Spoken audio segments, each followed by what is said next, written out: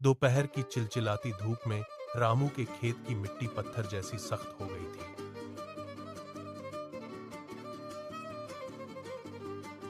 उसने पूरी ताकत से कुदाल चलाई, पर जमीन टस से मस न हुई। घर में बस एक मुट्ठी अनाज बचा था। जब प्यासे बादल बिना बरसे ही निकल गए, तो निराश रामू ने अपना झोला उठाया और गांव छोड़ दिया। पड़ोसी गांव के ईंट भट्टे पर रामू ने दिन भर भारी ईंटें ढोई।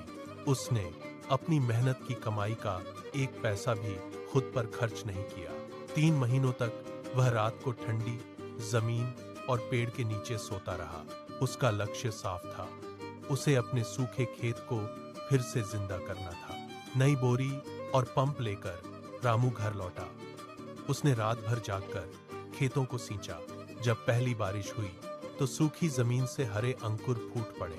6 महीने बाद लहलहाती फसल काटकर रामू बाजार पहुंचा।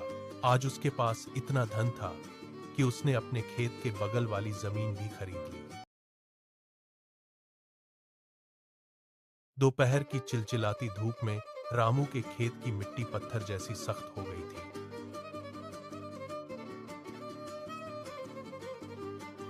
उसने पूरी ताकत से कुदाल चलाई, पर जमीन टस से मस न हुई। घर में बस एक मुट्ठी अनाज बचा था। जब प्यासे बादल बिना बरसे ही निकल गए, तो निराश रामू ने अपना झोला उठाया और गांव छोड़ दिया। पड़ोसी गांव के ईंट भट्टे पर रामू ने दिन भर भारी ईंटें ढोई। उसने अपनी मेहनत की कमाई का एक पैसा भी खुद पर खर्च नहीं किया। 3 महीनों तक वह रात को ठंडी जमीन और पेड़ के नीचे सोता रहा।